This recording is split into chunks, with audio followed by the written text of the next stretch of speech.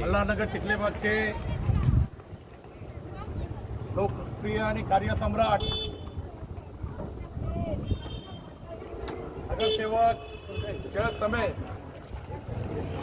त्याच्या आतंक पाठपुराव्यामुळे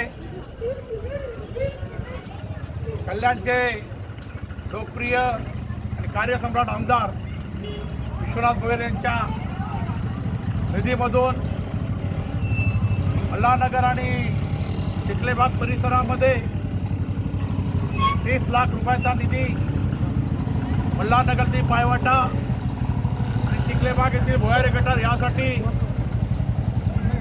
भोईर साहेबांनी या ठिकाणी दिलेला आहे। कल्याणमध्ये ज्या ज्या ठिकाणी आपण जाल त्या ठिकाणी विश्वनाथ भोईरच्या रूपाने सातत्याने विकास कामं चालू आहेत।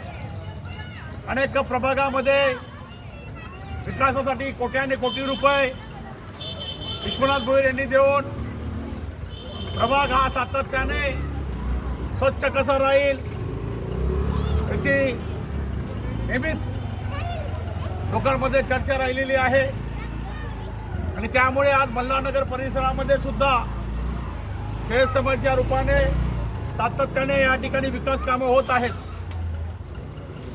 आता ते पाचीबोटी सारखे नसतात, त्यामुळे इकडं तिकडं असतं, पण काही डोमकावळे जे आहेत हे डोमकावळे विकासाचं श्रेय लाटण्यासाठी या ठिकाणी तडफड करत असतात। या डोमकावळ्यांना आम्ही सांगू इच्छितो की शिवसेना 4 शब्द आमच्या पाठीशी आहेत आणि शिवसेना 4 शब्द ज्याच्या पाठीशी असतात तो कधी कोणाला डगमगतात, कोणाला घाबरत नाही।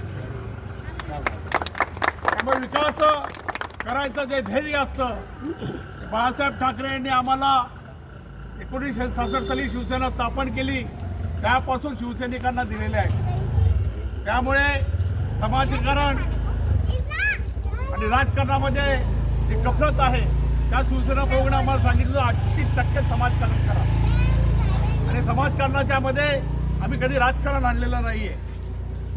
पण जे लोक 100% राजकारण करू इच्छितात, निवडणुका लागल्या तर त्यांचे पक्ष कार्यालय सुरू होतात।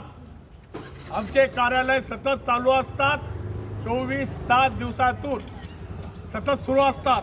त्यामुळे नागरिकांचा सातत्याने आधार जो वाटतो तो आमच्या शिवसेनेचा शाखेचा वाटत असतो। त्यामुळे या ठिकाणी नागरिकांना मी निश्चित सांगेल, शरद समय असून द्या की अरुण मोरे असून द्या, आम्ही या ठिकाणी 95ला प्रतिनिधित्व केलेलं आहे। या ठिकाणी मल्हारनगरच्या लोकांना माहिती आहे की आम्ही ज्या पद्धतीने या ठिकाणी कामं केलेली आहेत त्याच पद्धतीने शरद समय सुद्धा, म्हणजे त्याचे वडील किरण समय होते, किरण समय सुद्धा या ठिकाणी लोकांचे कामं सातत्याने करायचे।